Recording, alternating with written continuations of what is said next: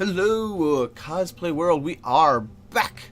This time around, we have a quick look at these two swords. Now, if you've seen me, you know I've made a lot of swords. But if you're interested in the extended version, check out finalcosplaycore.com. We're going to go into more detail as the layering, the material, the techniques in which we're going to make this piece. But that being said, swords a pretty simple project in general.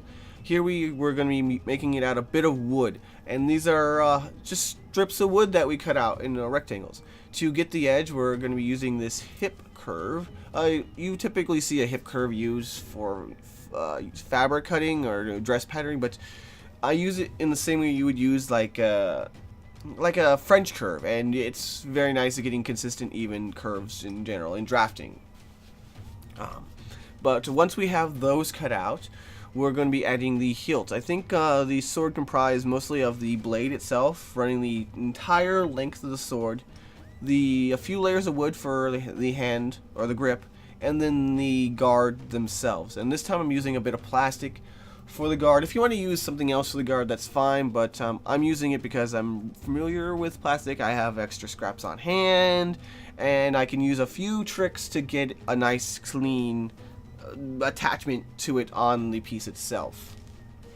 Once we are actually have the whole thing assembled, we're going to be base painting it in gold and silver base colors. So the base colors I'm choosing for silver is going to be this nice kind of darkish gray, but the gold really pops in the art, so we're going to use this nice bright yellow. This might not be for you. Maybe a tan for your gold might be a good choice, but for this particular piece, I'm going to pop that with a bit of yellow. And it looks a little weird right now, right? But once we got the gold on top, it looks metallic and awesome and good shit.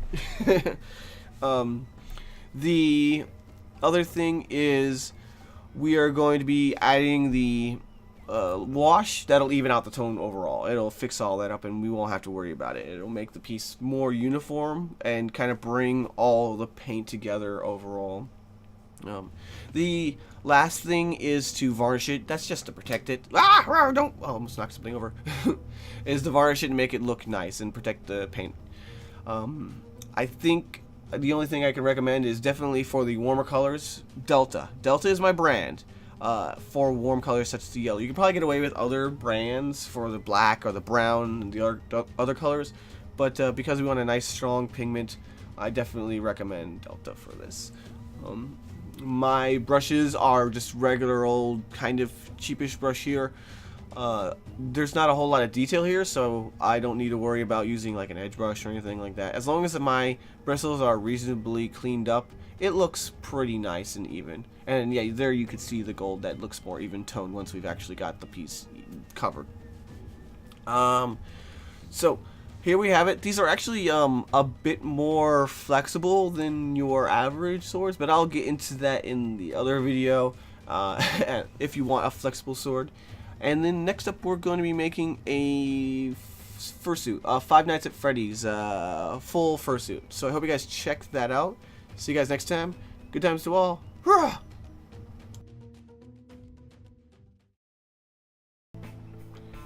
If you like this, you should check out finalcosplaycore.com.